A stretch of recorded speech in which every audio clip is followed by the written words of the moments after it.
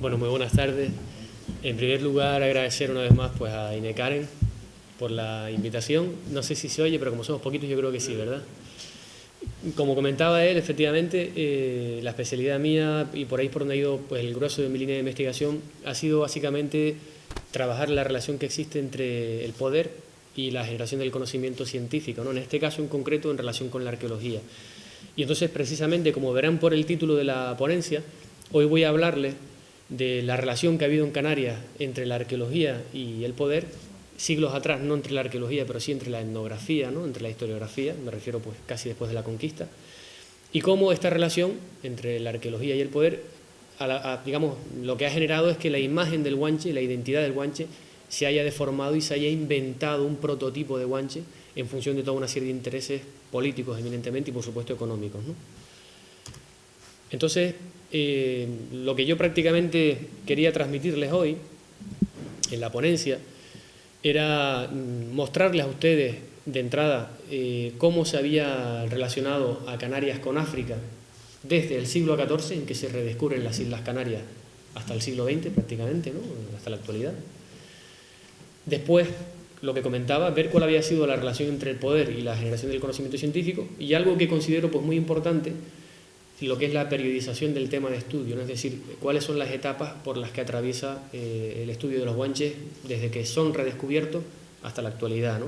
Y si me permiten voy a empezar precisamente por este último punto y comentarles, bueno, el estudio de los guanches podemos, desde el punto de vista tanto arqueológico como historiográfico, podemos dividirlo en tres claras etapas, ¿no? Como ustedes ven en pantalla. Desde finales del siglo XIV, que es cuando se redescubren las Islas Canarias, comienzan a generarse toda una serie de textos, crónicas, historias generales, que se van, digamos, desarrollando básicamente hasta el siglo XVI. Luego, como ustedes saben, en el siglo XVIII comienza lo que es la Ilustración, cambia un poco el pensamiento, el enfoque hacia el guanche, pero es en concreto a mediados del siglo XIX, ya lo comentaré, lo desarrollaré un poco más adelante, cuando se dan una serie de cambios que justifican el comienzo de una segunda etapa que iría pues, precisamente desde mediados del siglo XIX hasta principios del siglo XX, es decir, desde que llega a Canarias el evolucionismo, todas las teorías de Darwin, con las repercusiones que eso va a tener para el estudio del guanche, y por supuesto coincide con la revolución industrial, en el caso de Canarias también con el tema de los puertos francos, eso va a generar un desarrollo burgués, son los burgueses quienes se van a encargar del estudio de las antigüedades canarias. ¿Y por qué hasta 1936? Bueno, pues básicamente porque, como ustedes saben, en 1936 es cuando estalla la Guerra Civil en España. Como consecuencia de la Guerra Civil sube al poder el bando nacionalista, ¿no? El gobierno de Franco, y eso va a trastocar todas las bases de la investigación, ya verán hasta qué punto. Y pues prácticamente la tercera etapa, desde 1939 hasta la actualidad. Puede parecer un poco abrupto que no haya, digamos, una ruptura, ¿no? Después de la dictadura, de la caída de Franco y lo que se hace después, pero lo cierto es que la línea ha sido continuista. Después de la dictadura de Franco, la arqueología en Canarias ha seguido repitiendo muchos de los tópicos que se venían diciendo durante la dictadura de Franco. Vamos a centrarnos entonces en la primera etapa.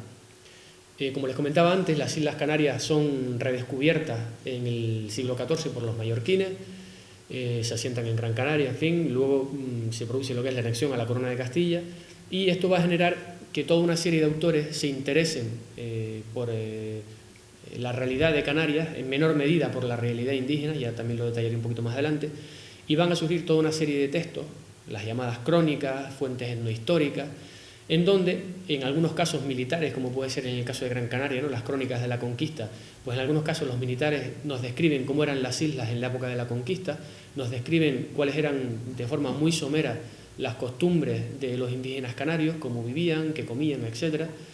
Y en cualquier caso es algo muy importante, a pesar de que hubo un contacto directo en esta primera etapa entre los, digamos, cronistas, los propios escritores y los indígenas canarios.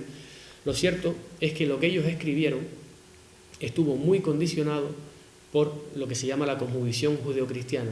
Es decir, los europeos que llegaron aquí a Canarias estaban, digamos, imbuidos por un enfoque que era el Génesis, ¿no? El Antiguo Testamento, explicaba prácticamente el Génesis, era el manual por aquella época para explicar un poco la historia de la humanidad, los seres humanos procedían del jardín del Edén, eran descendientes de Adán y Eva, y hasta tal punto es así que bueno, se consideraba que los indígenas canarios tenían que ver con las tribus jaféticas de Jafet, uno de los descendientes de Adán y Eva que venían del norte de África, ¿no? También las fuentes clásicas jugaron un papel muy importante en esta primera época porque muchos autores creyeron ver una vinculación entre los romanos, el poblamiento de Canarias, tiraron de algunos textos clásicos, son de todos conocidos el texto este que hace referencia a las expediciones de Juba a las Islas Canarias, para un poco bueno, pues justificar o explicar de alguna manera el poblamiento de las islas. Y por tanto, en última instancia, en estas fuentes escritas, lo que primó fue el etnocentrismo, es decir, jamás se dio cabida por supuesto, a la opinión del indígena canario, a cómo él se concebía a sí mismo o, digamos, hablaba de su propia sociedad, sino que siempre fueron agentes externos, en este caso colonizadores, conquistadores, quienes escribieron sobre los indígenas canarios. Como digo, el Génesis jugó un papel muy importante en este modelo de pensamiento. Se creía que pues, todos los pueblos de la antigüedad habían tenido su origen en el jardín del Edén, de ahí se habían irradiado por todo el planeta y tras haber pasado por el norte de África, los indígenas canarios habrían llegado a las islas y, como digo, su origen estaba en relación con las tribus jaféticas, ¿no? Los descendientes de Adán y Eva. Aquí lo comento, los patriarcas de la Biblia, básicamente, los descendientes de Jafet.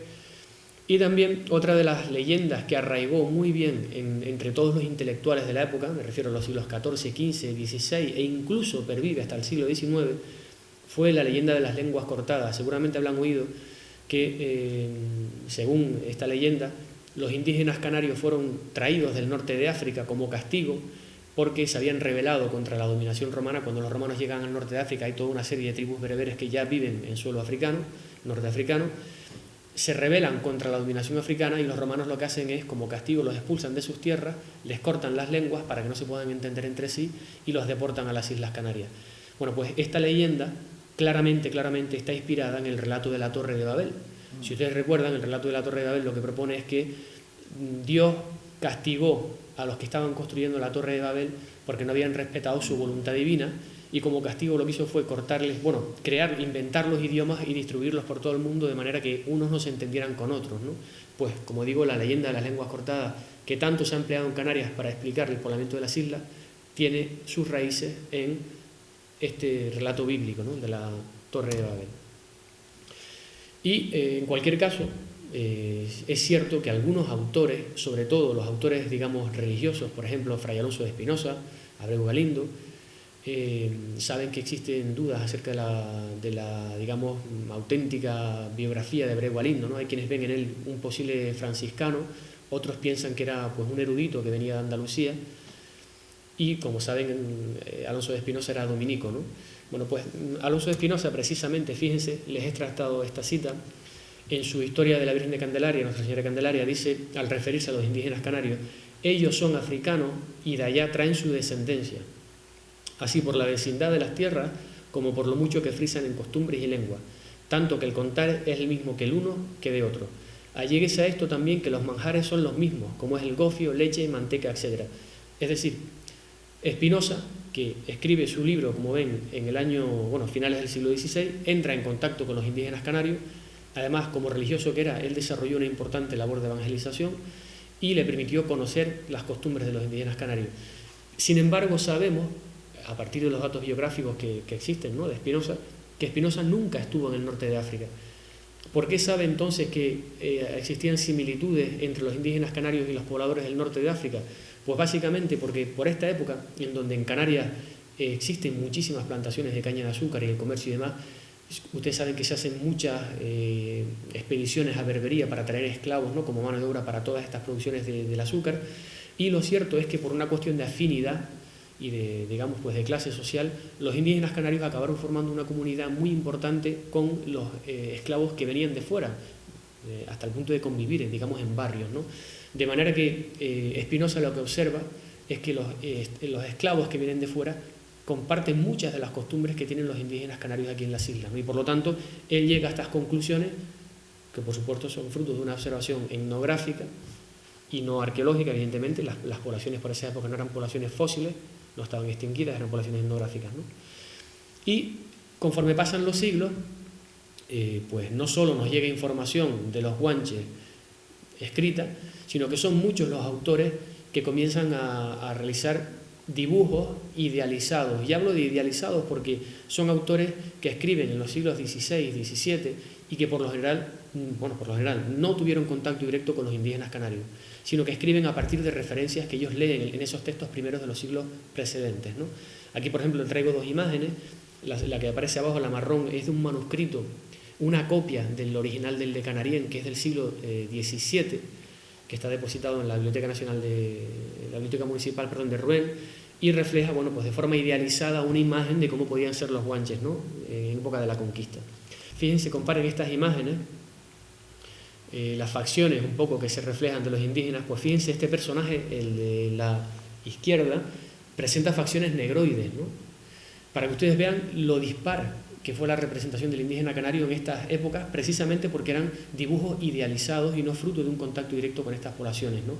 Fíjense, por ejemplo, en el caso del guanche con rasgos negroides, que sí se representan algunos elementos de los que nos hablan las fuentes, ¿no? Fíjense la lanza rematada por un cuerno de cabra, de lo cual nos hablan las fuentes, y siempre por esta época es propio representar al indígena con algún elemento vegetal propio de la zona en la que habita, ¿no?, como es el caso.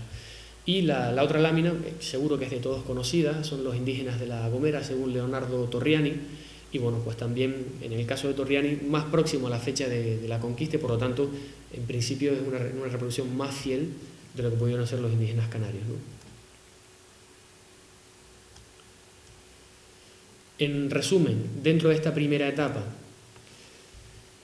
claramente la cercanía de Canarias a África fue uno de los elementos que condicionó la lectura del poblamiento de las islas. Es decir, como las Islas Canarias están próximas al continente africano, evidentemente los pobladores de las islas fueron de las tribus aféticas, descendientes de Adán y Eva, que son los que se establecieron en el norte de África y por proximidad llegaron a las Islas Canarias.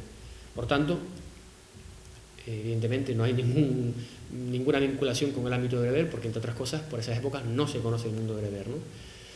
Y otro de las conclusiones que se sacan a relucir, fíjense lo que yo llamo el nulo protagonismo del conocimiento indígena. Es decir, en ninguna de las fuentes escritas que ha llegado hasta nosotros, Torriani, Abreu Galindo, Espinosa, etcétera, etcétera, en ninguna el indígena es portavoz de su palabra, en ninguna el indígena habla en primera persona y nos ofrece, pues como digo, un legado, un conocimiento de sus tradiciones. Son siempre los conquistadores quienes hablan del indígena. Y por tanto, fíjense, algo que comento aquí para un poco definir lo que es el conocimiento indígena, es un concepto con el que se designa al conjunto de creencias, en este caso de las sociedades indígenas canarias, que son distintivas desde el punto de vista cultural y previas a la ocupación territorial de Canarias, en este caso por parte de normandos y castellanos, y lo que desencadenó la imposición de una cultura distinta de una antes. Es decir, cuando aquí llegan los conquistadores, lo que intentan es erradicar, ¿no?, el comportamiento, la cultura, la religión de los indígenas canarios, imponiendo pues una religión, unas nuevas creencias y demás, y por eso, como ustedes se podrán imaginar, no interesaba que esa información indígena apareciera en unos textos, digamos, escritos por la oficialidad, ¿no?, por la nueva cultura dominante. Con esto concluye lo que es la primera etapa y nos adentramos ya en la segunda etapa.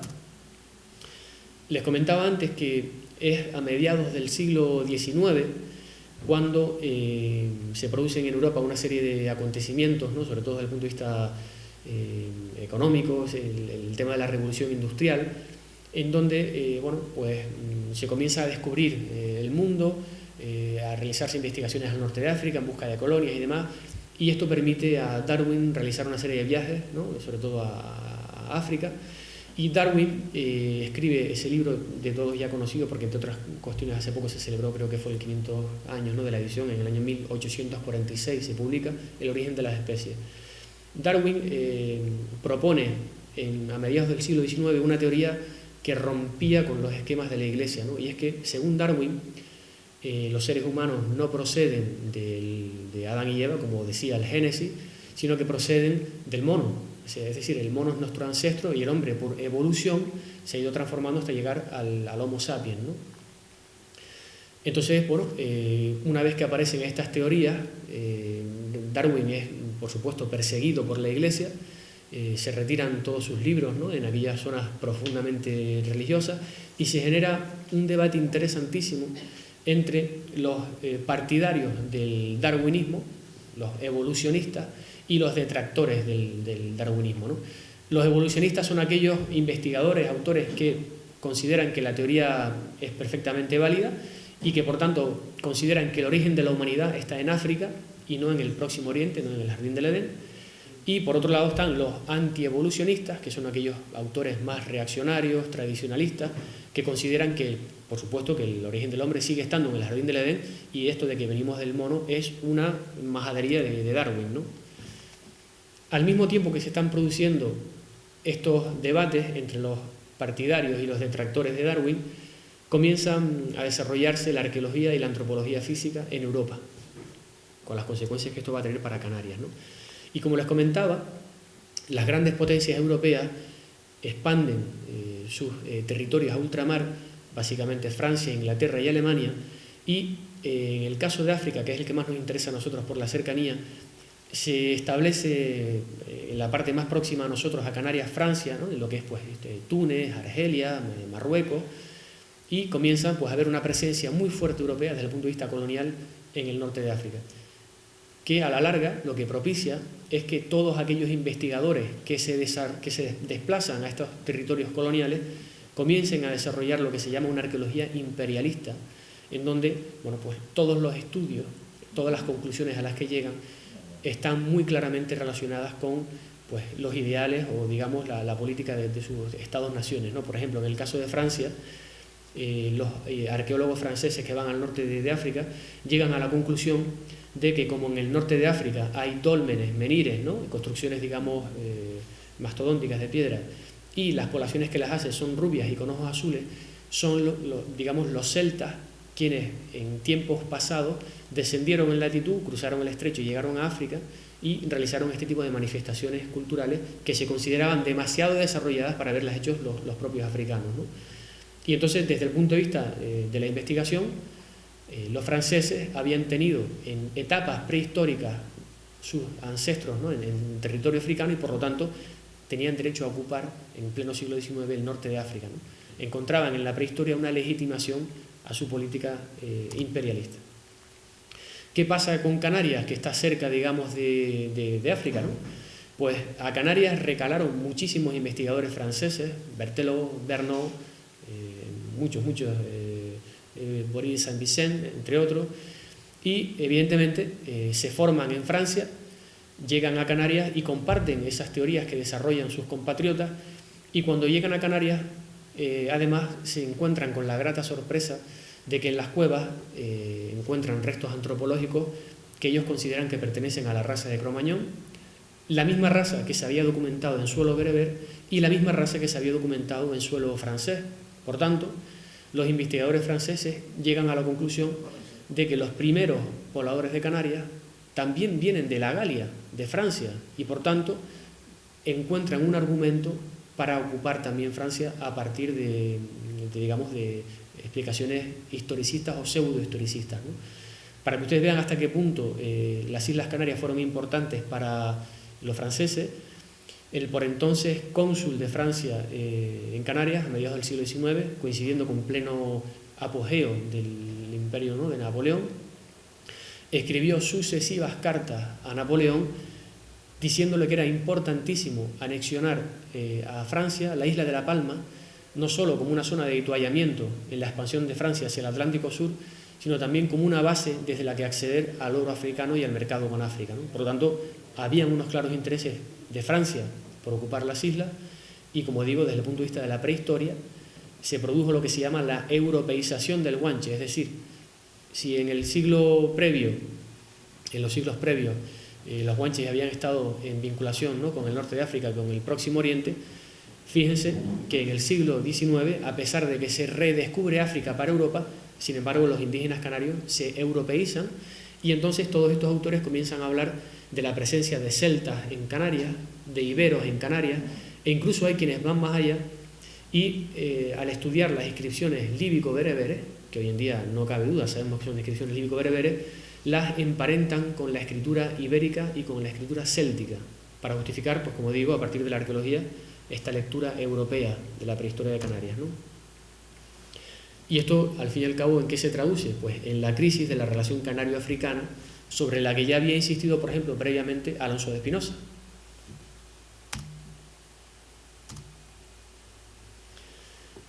Antes le ponía a ustedes, les ofrecía una serie de imágenes en donde hablaba del guanche idealizado. Fíjense que ahora les hablo del guanche material, básicamente porque es a raíz del desarrollo de los estudios arqueológicos en Canarias, a mediados del siglo XIX, cuando comienza a rescatarse el guanche desde el punto de vista arqueológico. Fíjense que yo les decía antes que justo después de la conquista los guanches son todavía poblaciones etnográficas, no se han extinguido, no son poblaciones fosilizadas. Sin embargo, a mediados del siglo XIX ya son poblaciones fosilizadas, extintas, y el interés por la raciología, por recuperar la raza, ¿no?, los ancestros, lleva precisamente a lo que ustedes ven en pantalla, ¿no?, a crear colecciones ingentes de cráneos que permitían refrendar precisamente esa conexión entre Canarias y Europa y Francia, a partir de las supuestas, ¿no?, relaciones con el Cromañón, que evidentemente existen.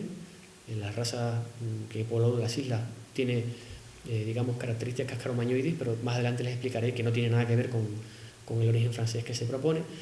Y desde el punto de vista ya no solo racial, sino desde el punto de vista más material, comienzan a llevarse a cabo excavaciones y pues los fondos de los museos, que también empiezan a crearse por esta fecha, empiezan a engrosarse, ¿no? Fíjense, aquí le traigo fotos, además las he escogido a propósito, fotos del siglo XIX, de finales del siglo XIX, son de las primeras fotos que se conservan de colecciones arqueológicas y de cómo se exponían las piezas arqueológicas en el siglo XIX, ¿no? Este es el famosísimo ídolo de Tara, de todos conocido. Fíjense también, he puesto otra foto, entre otras cuestiones, ven el sello que pone Institut de Paléontologie Humaine de París. Fíjense el interés tan grande que había por nuestras colecciones, que en el Instituto de Paleontología Humana de París cuentan con un fondo de nuestras antigüedades prehistóricas ya desde el siglo XIX, ¿no?, para que ustedes vean lo que les decía antes de esta lectura imperialista, ¿no?, ese interés por llegar a ultramar, a las colonias, ¿no?, y emplear la ciencia como una herramienta de conquista, ¿no? Túmulos, por ejemplo, de Gran Canaria, de Gáldar, fotos, como digo, de finales del siglo XIX. Al lado, una colección cerámica también descubierta en el siglo XIX en el Museo Canario, depositada también. En este caso se mezclan cerámicas indígenas con cerámicas tradicionales. Y fíjense también qué curioso, ¿no?, como les decía, el tema de los cráneos. Se exponen, porque en esta época se valora muchísimo el tema de los ancestros, las razas, las procedencias, sobre todo por la vía antropológica, por la vía racial, ¿no? Se le da más importancia al guanche, al esqueleto, a la momia, que a la parte material, ¿no? Lo que tienen al lado son una serie de punzones en hueso y en madera. Y abajo, fíjense también cómo desde el siglo XIX también comienza a expoliarse el patrimonio canario. Lo que tienen son dos fragmentos de los grabados del Hulan en el Hierro, que fueron sacados del yacimiento del Hulan en pleno siglo XIX y llevados a las colecciones del Museo Canario. Evidentemente, desconocemos quién fue el expoliador, pero lo cierto es que digamos, rompían yacimientos. Evidentemente no existía el criterio que existe hoy en día de conservación, ¿no?, pero esto hoy en día, que lo que puede ser un atentado patrimonial, en el siglo XIX era pues ese afán por conocer, ¿no? Y bueno, ven dos fragmentos incluso en el de la izquierda ven un círculo con una cruz, que es uno de los caracteres líbico-bereberes, pues que fueron, como digo, extraídos del Hulan, ¿no? Entonces, en esta segunda etapa, les comentaba que se desarrollaban toda esta serie de teorías evolucionistas que nos ligaban con Francia, ¿no?, con Europa, con los celtas. Sin embargo, en Canarias, evidentemente, como pasó en el resto de Europa, hubo autores fielmente católicos, muy religiosos, que desecharon y se opusieron a las tesis de Darwin, los casos de Manuel de Osuna o Antonio María Manrique, y por tanto no compartieron las tesis evolucionistas de los autores franceses. Y para estos autores, los indígenas canarios seguían, digamos, en relación con el Próximo Oriente, con el Jardín del Edén, con Adán y Eva, ¿no? Y por lo tanto desecharon la vía francesa y, según ellos, pues había que ir al Génesis para buscar el origen de las guanches, ¿no? Por tanto, como digo, pervive la lectura del Génesis aún en pleno siglo XIX entre algunos autores.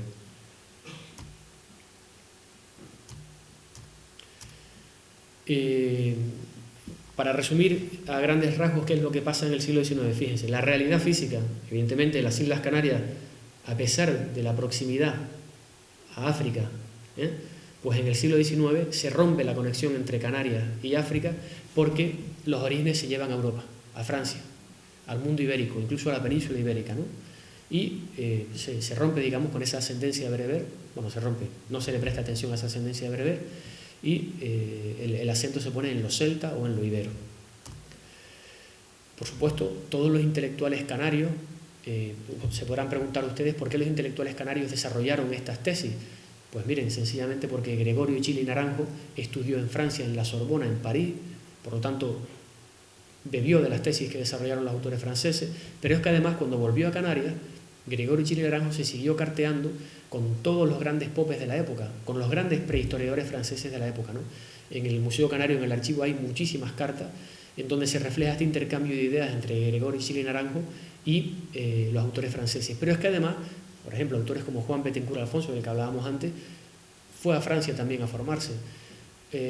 Rosendo García Ramos y Bretillar fue a congresos de prehistoria en Francia. Entonces todos ellos bebieron de esta lectura europea de la prehistoria y cuando llegan aquí es lo que desarrollan. El marco de referencia que aprenden en Francia es el que desarrollan en Canarias. ¿Esto qué genera? Se simplificó de una forma exagerada a las sociedades indígenas canarias, básicamente porque no se aprendió o no se supo leer sus especificidades, sino que sencillamente se generalizó y se dijo, bueno, pues lo que hay aquí es 3/4 de lo mismo de lo que hay en Europa, ¿no? Y por lo tanto se simplificó, como digo, brutalmente, la realidad indígena canaria. Y nos vamos ya a la tercera etapa. Como les comentaba antes, esta lectura del evolucionismo pues llega prácticamente hasta principios del siglo XX, en que estalla la guerra civil. Estamos en el año 1936, como consecuencia de la guerra se para toda actividad de excavación y toda actividad de investigación durante estos 3 años, malísimos, ¿no? Como se podrán imaginar, para lo que es la labor de campo. La guerra civil supone la victoria del bando franquista y, bueno, como también se podrán imaginar, dentro de una dictadura, una de las principales premisas del régimen fue que toda investigación estuviese controlada por autores afines al régimen, de derecha, reaccionarios y conservadores. Por tanto, la arqueología se convierte también, una vez más, en un, digamos, elemento con los que cuenta el régimen para justificar, en muchas ocasiones, cuestiones relacionadas pues, con extensión, colonización, imperialismo, como les comentaré un poco más adelante, ¿no? Y, por supuesto, cuando entra el régimen de Franco, todos aquellos planteamientos que pudieran existir desde el punto de vista, ¿no?, regionalista, entiéndase regionalista por separatista, son eliminados. Todos aquellos movimientos gallegos o pro-gallegos, pro-catalanes, desaparecen, ¿no? Son, digamos, muchos incluso autores se ven obligados a irse al exilio. En el caso de los arqueólogos hay un arqueólogo, Bosch Impera, que incluso tuvo que irse a vivir a México. Y en el caso de Canarias no se produjo el exilio. ¿Por qué? Pues como les decía antes, muchos de los autores que aquí recalan son franceses, pero es que cuando estalla la dictadura franquista, Bettencourt Alfonso ya había fallecido, Gregorio Chili Naranjo también, digamos, no había una generación potente de científicos en Canarias, ¿no?, relacionados con la arqueología. Hasta tal punto es así que Canarias, por la posición estratégica que ocupaba en el Atlántico, era una pieza clave para el régimen de Franco y para la expansión franquista en el norte de África, ¿no?, el Sahara español, etc. Pues, conscientes de esta realidad, el régimen empieza a mandar a Canarias a toda una serie de investigadores peninsulares, para que se interesen por las antigüedades canarias.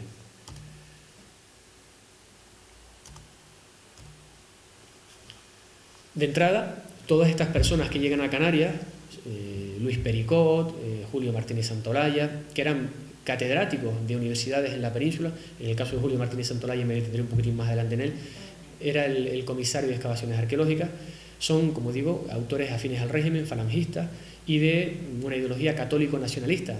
De entrada, como se podrán imaginar, los autores franquistas rompen también con el evolucionismo, o sea, los franquistas jamás y nunca pueden comulgar con las tesis de Darwin de las que yo les hablaba antes, por lo que eso suponía, y esto supone un retroceso otra vez, ¿no?, en la investigación, Y desde el punto de vista teórico, ellos, como alternativa al evolucionismo, van a recurrir al historicismo cultural. El historicismo cultural, después lo verán reflejado con más claridad en una imagen, es una teoría que se desarrolla sobre todo, o surge sobre todo en Alemania. Muchos de los investigadores peninsulares españoles, por esa relación que había entre el régimen español, ¿no?, y el régimen alemán nazi, muchos van a Alemania a formarse, de manera que en Alemania se empapan de lo que es el historicismo cultural, y cuando llegan aquí a Canarias recurren al historicismo cultural, que después, como digo, les voy a explicar un poco lo que es, ¿no? Y como consecuencia de la ruptura con el evolucionismo y como consecuencia de la aplicación con el historicismo cultural, y ojo, como consecuencia sobre todo de la presencia de España en el norte de África, Sáhara español, en fin, todas las colonias, de repente, fíjense qué curioso, los investigadores españoles dicen que hay que romper las relaciones entre los indígenas canarios y los celtas, y que ahora el origen de los guanches está en el Sáhara, pero en el Sáhara español, y en relación con las culturas ibero-mauritana e ibero-sahariana. Es decir, hay una clara relación entre el poblamiento de Canarias, el norte de África y la península ibérica. De manera que desde el punto de vista de la ideología franquista, los primeros pobladores de Canarias tienen, como digo, esta ligación cultural con el resto del Estado, y por tanto esa visión de una España única, libre y grande se justifica una vez más a partir de una lectura, como digo, arqueológica, ¿no? Y se produce, fíjense que en el siglo XIX yo les comentaba que se producía la europeización del guanche, pues ahora, durante el franquismo, lo que se produce es la nacionalización del guanche, es decir, el guanche jamás va a volver a ser celta, ahora el guanche es ibero, ante todo ibero, en relación con Mauritania y con el Sáhara, es decir, con las colonias españolas en el norte de África. Sin embargo, hay una cosa que no pueden negar los investigadores españoles, y es que cuando siguen estudiando los cráneos, ven que los cráneos evidentemente son de la raza de Cro-Magnon, y por tanto los franceses tenían razón. Pero ¿qué es lo que hacen o qué es lo que proponen los investigadores españoles? Bueno, pues que el origen de la raza de Cro-Magnon, por supuesto, está en Francia, desciende de latitud, pero el Cro-Magnon que llega a Canarias está en relación con las culturas de Mecta Afalú y Mecta Larbi, es decir, con culturas del ámbito sahariano, desde donde se desplazan a Canarias. Y por lo tanto, ya el Cro-Magnon se entronca con África y no con Francia. Fíjense en el mapa, y después nos detenemos un poco en el texto.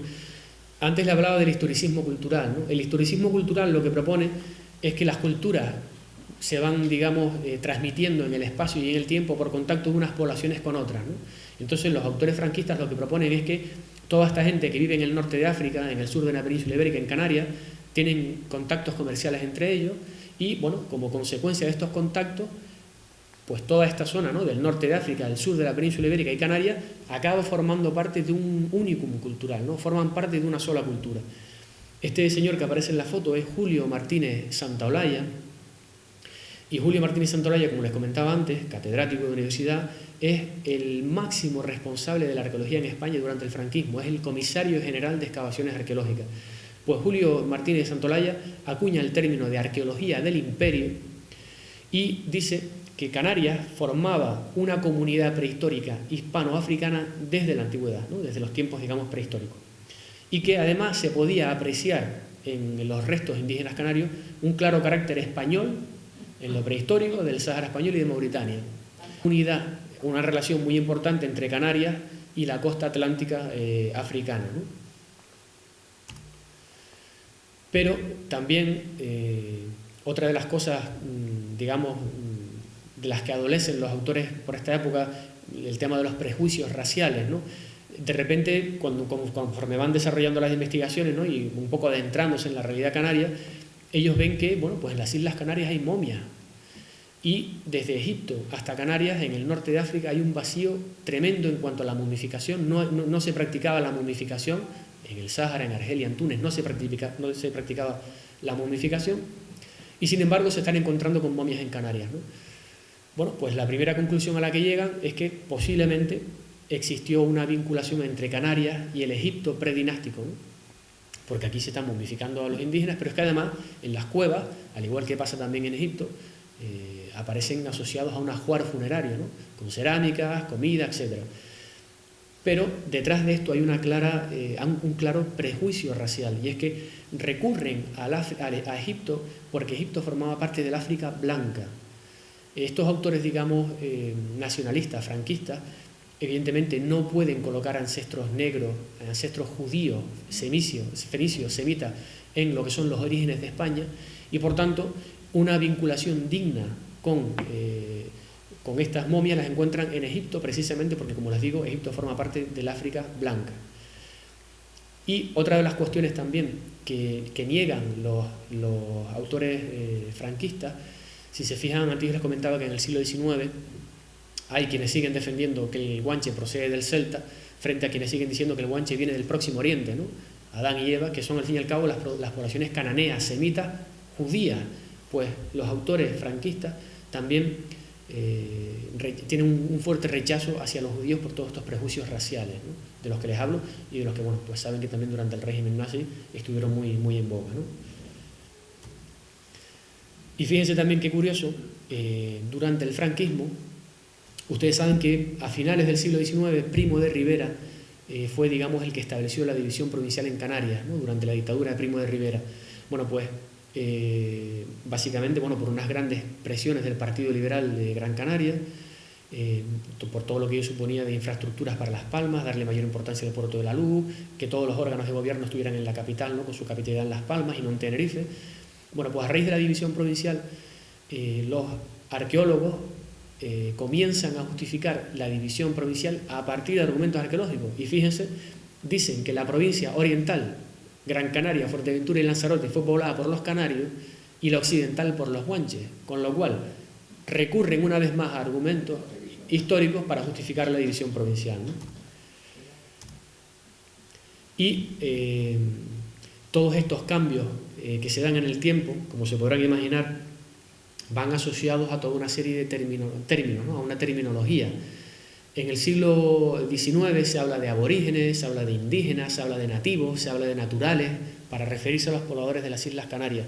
Pero fíjense qué curioso, cuando se comienzan a desarrollar las investigaciones del régimen franquista en Canarias, de repente esos términos se guardan en un cajón y a los indígenas canarios se les llama prehispánicos.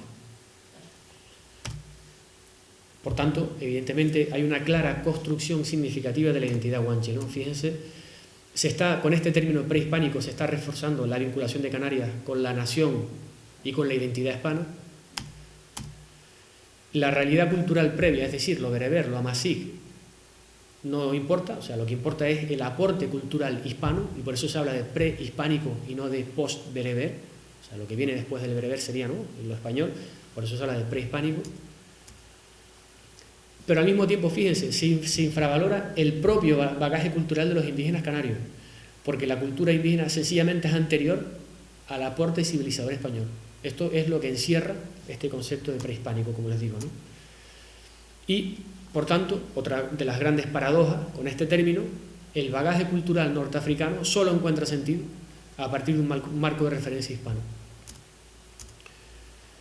Y, por tanto, este concepto tiene unas claras connotaciones pseudo-historicistas y no responde a una realidad objetiva, sino, bueno, a bastantes criterios subjetivos, ¿no?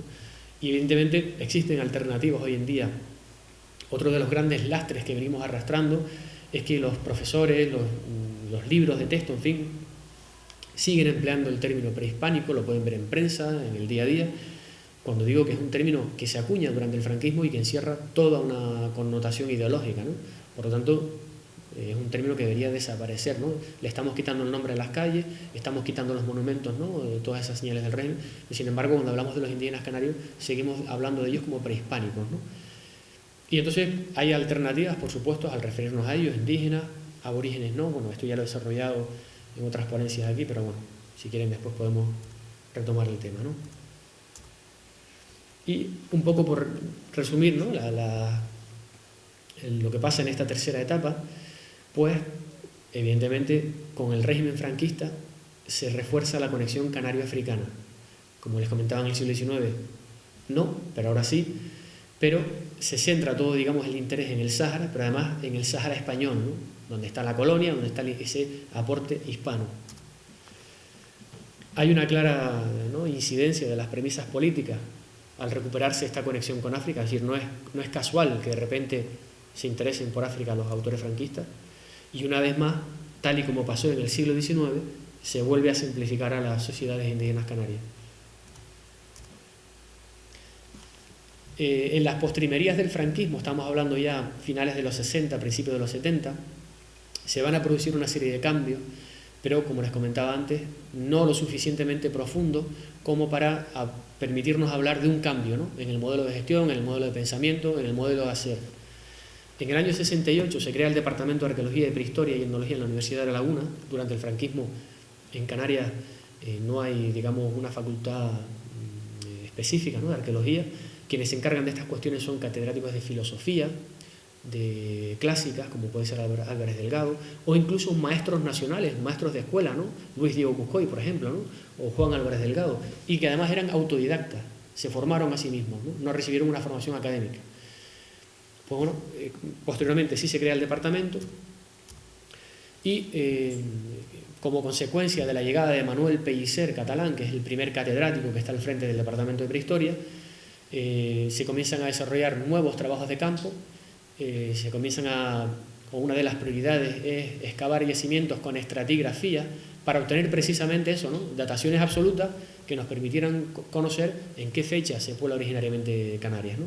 Y según las dataciones absolutas que encuentra Manuel Pellicer en el yacimiento de la Cueva de la Arena, en Barranco Hondo, la ocupación más antigua de esa cueva es de mediados del primer milenio antes de Cristo. Por lo tanto, nada que ver con el ibero-mauritano y con el ibero-sahariano, que es del tercer milenio antes de Cristo. Los intelectuales franquistas entroncaron el poblamiento de Canarias con el neolítico, y sin embargo, a partir de datos científicos, Pellicer lo inserta en plena protohistoria, en plena mitad del siglo I antes de la era. Estos cambios que se empiezan a producir en la interpretación del guanche coinciden, como se podrá imaginar, con la pérdida de las colonias en África y con el mayor aperturismo del régimen, con todas las consecuencias que ello va a tener para la propia investigación, ¿no? Sin embargo, y aquí es donde reside la gran paradoja, los arqueólogos post-franquistas siguen recurriendo en sus trabajos al historicismo cultural, es decir, al enfoque teórico empleado por todos los autores franquistas. Por lo tanto, no se puede hablar de una renovación teórica. El modelo teórico prácticamente es el mismo en un 90%.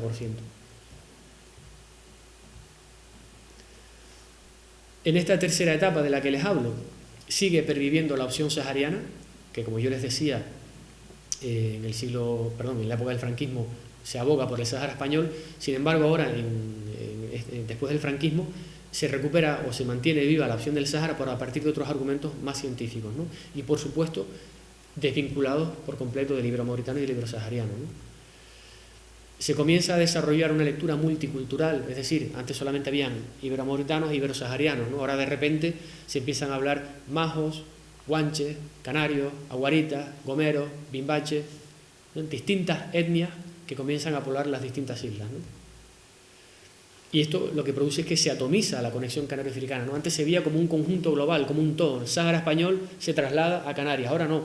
Ahora tenemos orígenes en Túnez, en Argelia, en el Sáhara español, en Mauritania. Comienzan a diversificarse los puntos de origen. Pero fíjense, qué curioso también, que habla una vez más de la manipulación del discurso por parte de la política. Toda esta teoría de la que les hablo, en donde comienzan de repente a hablarse de las etnias, ¿no?, que llegan a las islas, se desarrolla cuando se aprueba en Canarias el Estatuto de Autonomía en Canarias. El Estatuto de Autonomía en Canarias, uno de los puntos que desarrolla es que cada una de las islas debe de tener competencia en la gestión del patrimonio. Ya el patrimonio, durante el franquismo, el patrimonio, por supuesto, dependía de Madrid, del centro del Estado, pero en Canarias se había creado, digamos, una comisaría provincial en la provincia de Santa Cruz de Tenerife y otra en la provincia de Las Palmas de Gran Canaria, pero ahora, con el Estatuto de Autonomía, cada isla tiene que velar por su propio patrimonio. Y fíjense, cuando la política insular comienza a cobrar peso, es cuando de repente empiezan a aparecer aquí los guanches, en La Palma los aguaritas, en La Gomera los gomeros, etcétera, etcétera. Y lo curioso del tema es que, desde el punto de vista arqueológico, no hay ni una sola evidencia, repito, ni una sola evidencia, que nos permita decir que esta distribución étnica es arqueológicamente válida. Sí existen datos, ¿no?, en las fuentes, aquellas primeras de las que les hablaba, de los primeros siglos, en donde algunos autores establecen conexiones con poblaciones del norte de África, los Mauros, que son los Majos, y bueno, hay algunas investigaciones que sí, en el caso por ejemplo de Lanzarote y Fuerteventura, permiten, ¿no?, apuntan hacia esa conexión con los Mauros. En el caso de Tenerife también, ¿no?, parece que está medianamente el tema claro de los guanches. Sin embargo, los propios arqueólogos, fíjense la contradicción, los propios arqueólogos cuando hablan del poblamiento de La Palma, hablo de las últimas tesis que se han desarrollado en estos días, en estos años, últimos 10 años, dicen que a La Palma llegaron 2 oleadas de poblamiento. ¿Cuáles son entonces los aguaritas? ¿Los que vinieron primero o los que vinieron después? Se ha hablado de 2 oleadas de poblamiento en función del rito de enterramiento que empleaban, ¿no? ¿Quiénes son los gomeros? ¿Los primeros o los segundos? En el caso del Hierro, los bimbaches, igual. No hay ni una sola evidencia que nos permita decir que los bimbaches y no otros son los que poblaron el Hierro. Y como les digo, esta lectura se refuerza en pleno auge del Estado de las Autonomías y del Estatuto de Autonomía de Canarias, ¿no?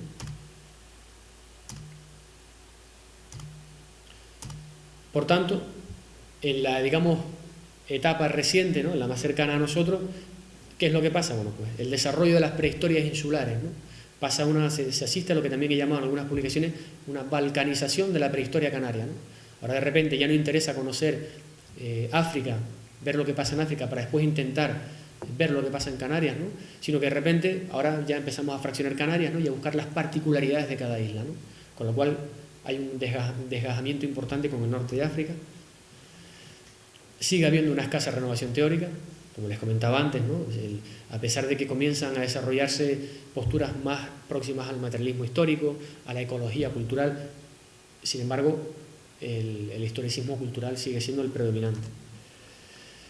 Y creo que hay algo muy, muy importante en lo que, un error en el que se está cayendo, y es que no se está teniendo en cuenta el papel activo de África en el proceso de investigación. Es decir, todas estas tesis se están desarrollando desde Occidente, desde el primer mundo.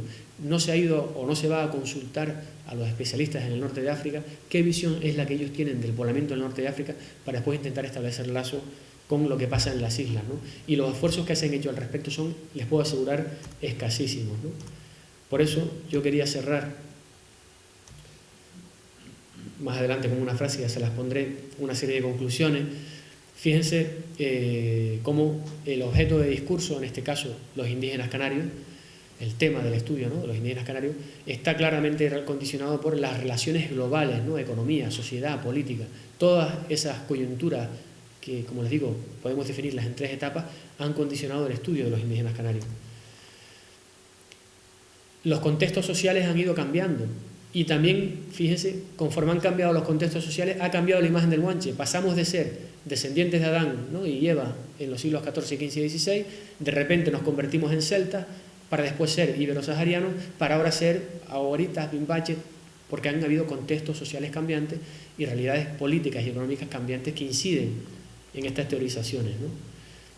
Evidentemente, esto que pone de manifiesto, pues que existe una relación clarísima, entre el poder y la generación del conocimiento científico. Y que la identidad que se está desarrollando en Canarias claramente es una identidad instrumentalista, en donde está triunfando el simbolismo y la subjetividad por encima del dato arqueológico. Y evidentemente, esto, otra de las lecturas que se sacan es que la arqueología es una disciplina científica, pero está integrada en un marco histórico. Quienes la hacen al fin y al cabo son personas con una determinada ideología. Y por tanto, los estudios arqueológicos no se pueden separar de los estudios político-culturales de la época en cuestión, ¿no? Y, última conclusión, la arqueología tiene una función social y la producción científica libre de valores no existe. Esto es una obviedad, ¿no? Y esta es la, digamos, la exégesis, la síntesis, que un poco creo que resume algo de lo que comentaba antes, y es la necesidad de contar con África desde un punto de vista más activo, ¿no?, de ir a hablar con los investigadores africanos para compartir inquietudes, investigaciones, y no hacerlo todo desde aquí hacia afuera, ¿no? Ahí reside la clave. Pues muchas gracias. No sé si lo quité antes de tiempo.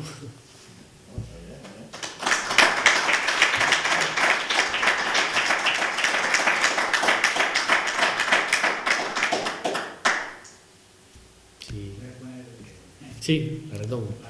La retomo. Bueno, si alguien tiene alguna pregunta, ¿cómo vas a decir? Bien, bien. 10 minutitos, tengo más. Tengo un poquito de prisa, tengo otro acto abajo, pero bueno, si quieren hacer alguna pregunta, por mi parte, encantado. Sí, yo, de hecho, como hoy prácticamente iba a hablar de 5 siglos de investigación, tenía que ir muy al grano, ¿no? Dando, digamos, ideas muy tópicas de cada una de las etapas, pero evidentemente, cuando en el siglo XIX se produce la expansión de Europa hacia el norte de África, no solo los franceses estuvieron en el norte de África, también los alemanes, y de hecho, en el caso de Alemania, todavía fue más sangrante porque el Reich alemán mandó a Canarias a un espía, que además se le puede llamar de espía porque él así se define en el prólogo de su obra, léanse si pueden el libro de Los hermanos en Canarias, de Franz von Locher. Franz von Locher era un autor al servicio del régimen y lo que hace es venir a Canarias para recopilar una serie de datos, volver a Alemania y escribir un libro en donde dice que los canarios son descendientes de los arios, ¿no? Con lo cual, como les digo, para los franceses éramos celtas, para los alemanes éramos arios, ¿no? Y entonces él tira o recurre a un texto de Tácito, de Cite Germanorum, no recuerdo exactamente el título, y bueno, a partir de una fuente clásica establece una serie de comparaciones entre los indígenas canarios y los pueblos germanos y llega a la conclusión de que los vándalos recalaron por las Islas Canarias y volaron. Entonces él, como digo, es más sangrante porque él en el propio prólogo de su libro dice que este argumento permitía al Imperio alemán ocupar las Islas Canarias, ¿no? Porque eran territorio, había sido territorio alemán durante la ocupación de los vándalos, ¿no? Esta gente como Diego del Cusco y toda esta gente que hubo en su momento, que se dedicaron a investigar en lo que ellos creían, no puede ser que en su momento expoliaran más y estropearan más que el trabajo beneficio hacia el conocimiento. En el caso de Diego Cuscoy, hay que ponerse un poco en la época, porque o sea, quizás Diego Cuscoy es un ejemplo, pero en positivo. Y digo en positivo porque frente al otro comisario que había en Las Palmas, Sebastián Jiménez Sánchez, a pesar de que era comisario, sí era más expoliador de lo que era su, digamos, trabajo de campo, ¿no? Cuscoy era más cuidadoso a la hora de excavar los yacimientos. De hecho, en más de una ocasión, el comisario central en Madrid pedía que algunas excavaciones que se tenían que hacer en la otra provincia, en la de Las Palmas, las llevara a cabo Cuscoy. Pero entonces Jiménez Sánchez le escribía una carta al comisario y decía: ¿cómo es posible que venga el de la otra provincia a excavar aquí y que después las piezas que aparecen en Las Palmas se las lleven para el Museo de Tenerife? Me niego. Aquí excava el de Gran Canaria, es la división provincial, lo que comentaba antes, ¿no? Entonces Cuscoy, dentro de las limitaciones de la época que tuvo, lo hizo bastante bien, ¿no? Y además fue un avanzado en su tiempo, en el sentido de que antes yo comentaba que el historicismo cultural era el predominante, pues él en su última etapa comienza a aplicar la ecología cultural, ¿no? Empieza a valorar la relación del guanche con el medio, el tema de la transhumancia, la explotación de los recursos, cosa que previamente pues no se había hecho, ¿no? Sin embargo, esto no quita para que en sus conclusiones, en sus trabajos, llegara a los mismos posicionamientos que el resto de autores, ¿no? Porque al fin y al cabo eran teorías compartidas, ¿no? Y piensen ustedes también que el cargo de Cuscoy era un cargo a dedo, ¿no? Él estaba puesto allí por el comisario general y la lectura que hacía de la prehistoria canaria era la lectura oficial, ¿no? La que compartía el régimen, ¿no?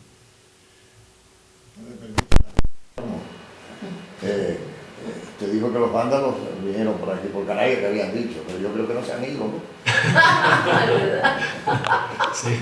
Vinieron pero no se fueron. Sí. Me parece que se han quedado. Tienes razón. ¿Cómo vas a decir? Bien, dos preguntas más, bien. Y hacia dónde, por ejemplo, avanza la arqueología en lo que respecta al conocimiento general de la población sobre el respecto, ¿no? Porque... ¿Te refieres hoy en día a cómo estamos? Sí, porque pues, está ahí uno, por lo menos comunicación normalmente, siempre se sigue difundiendo determinada imagen de la historia de Canarias, Mira, incluso crear tópicos, incluso ahora internet incluso una difusión enorme, ya las teorías ya más esotéricas y ya son más, bueno. sí.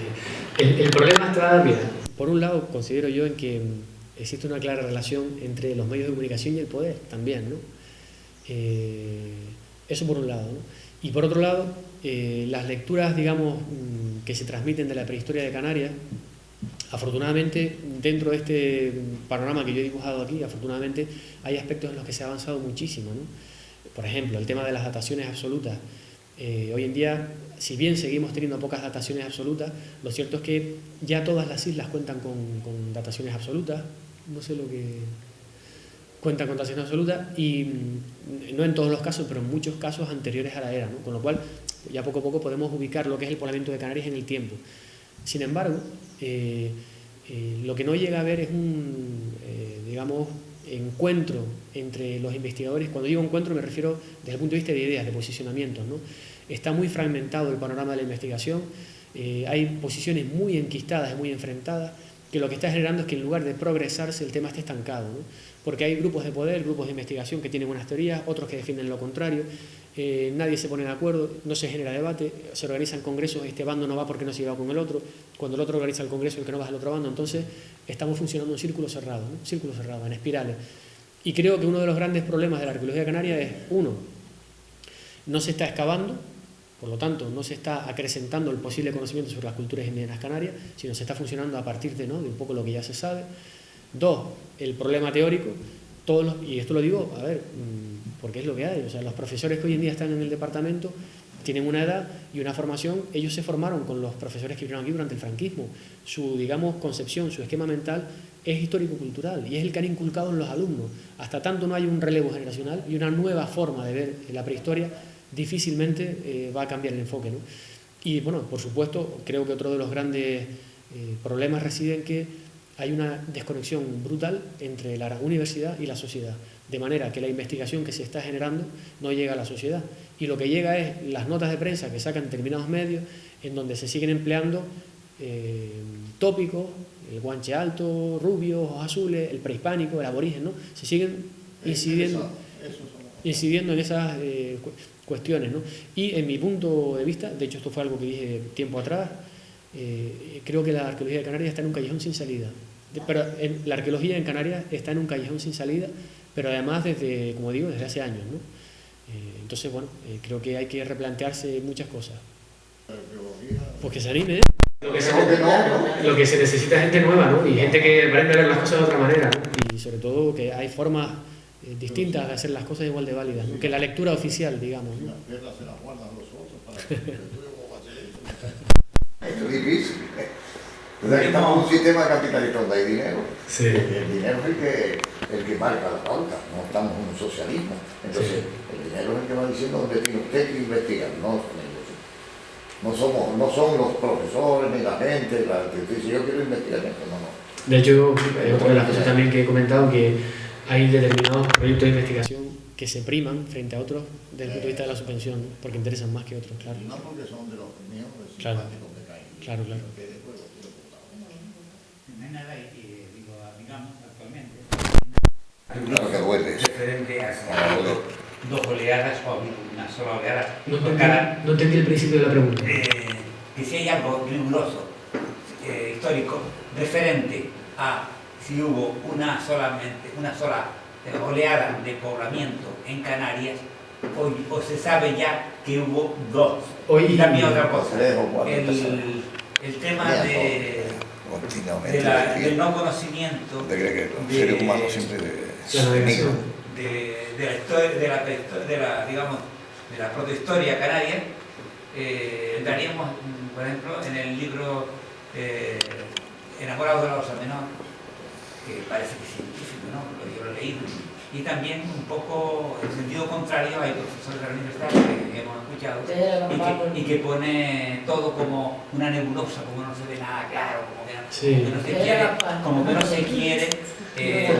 se quiere levantar el conocimiento de nuestra protohistoria porque a alguien molesta, parece. En el caso, yo creo que voy a responder, porque las dos preguntas están muy relacionadas, yo creo que con una respuesta más o menos respondo a las dos, ¿no? Hoy en día lo más aceptado por la mayoría, dentro de esas minorías, de esos pequeños crepúsculos, ¿no?, de los que hablaba, crepúsculo, lo mayormente aceptado es que el poblamiento de toda Canarias se produjo en dos etapas. Una primera etapa, más anterior en el tiempo, en torno al siglo VIII, VII, antes de la era, coincidiendo en el tiempo con la expansión fenicio-púnica. Digo coincidiendo en el tiempo porque no quiere decir que los trajeran los fenicio-púnicos. y una segunda oleada de población coincidiendo con la época del Imperio de Augusto en el norte de África, es decir, en torno al cambio de era, siglo I antes de Cristo, siglo I después de Cristo, y por poblaciones bereberes que ya habían entablado contacto con los romanos, porque así lo refleja la cultura material. Por ejemplo, la escritura. Fíjense, por ejemplo, el líbico bereber es una escritura bastante angulosa, donde predominan las curvas. Sin embargo, cuando las poblaciones líbico-bereberes entran en contacto con las romanas, la grafía se asimila mucho más al latín, a pesar de que se sigue escribiendo en el líbico bereber, ¿no? Son letras más cuadrangulares, menos angulares, y bueno, claramente es una de las cuestiones que se explica por el contacto ese con el latín, ¿no? Aparte de que en algunas islas se ha defendido la presencia, yo también he escrito algo al respecto, de inscripciones, lo que se ha llamado latino-canarias, ¿no? Que aparecen en paneles grabadas junto a inscripciones líbico-bereberes y se han podido transcribir, ¿no? Como digo, esta es la teoría quizás más aceptada, que han llegado en 2 oleadas de poblamiento. Pero ¿dónde reside el otro gran problema? No hay suficientes, antes comentaba que había dataciones absolutas por radiocarbono, pero no hay suficientes para poder decir que eso es así, ¿no? Porque, por ejemplo, en el caso de Tenerife, tenemos un siglo VII, un siglo VIII antes de Cristo, un siglo V, pero en torno al cambio de era, ¿cuántas hay? Pues no. En el caso de Lanzarote y Fuerteventura, ahora de repente aparece una del siglo X, y las que teníamos eran del torno al cambio de era, ¿no? Entonces faltan, por supuesto, más dataciones absolutas, y otro elemento más para rizar el rizo. Hace poco asistí a una conferencia interesantísima de un profesor de la Universidad de las Islas Baleares, Víctor Guerrero Ayuso, que es especialista en navegación en el Mediterráneo, y este señor llegaba a la conclusión, a partir del estudio de las manifestaciones rupestres canarias. Ustedes saben que aquí los indígenas canarios, aparte de escribir letras en las piedras, ¿no?, escribían una serie de motivos que no sabemos lo que significan, otros que sí, entre ellos los barcos. Hay muchísimos barcos dibujados, ¿no?, en las rocas, ¿no?, por los indígenas canarios. Pues, según este profesor, Víctor Guerrero Ayuso, muchos de los barcos que aparecen dibujados en las rocas son de tipología indígena. Es decir, no tienen que ver con los navegantes mediterráneos, fenicios, púnicos o romanos. Por lo que también está apuntando a la posibilidad de que fueran los propios bereberes quienes por su propio pie poblaran las islas a partir, como digo, de navegaciones de sus propias embarcaciones, ¿no?, de las que empleaban en las costas del norte de África, ¿no?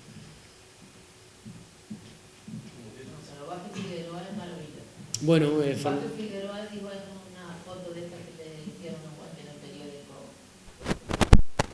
que los guantes no conocían la navegación.